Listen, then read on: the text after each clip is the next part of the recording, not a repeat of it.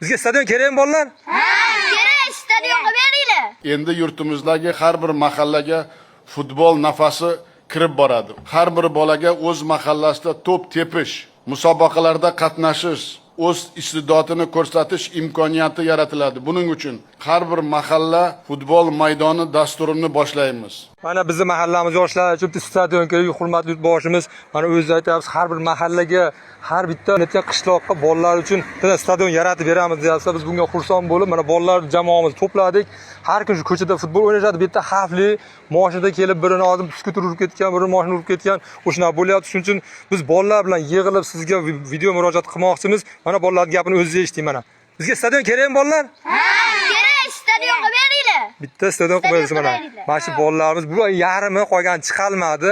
Xudo xolasa qilib bersangiz, mana yerda bolalar shu respublikamizni himoya qiladigan futbolchilar bo'lib yetishadi bular. Bizning mahalla Andijon viloyati Sharxon tumani Bobochey mahalla fuqaro yig'ini, hozir Mirobod ko'chasi.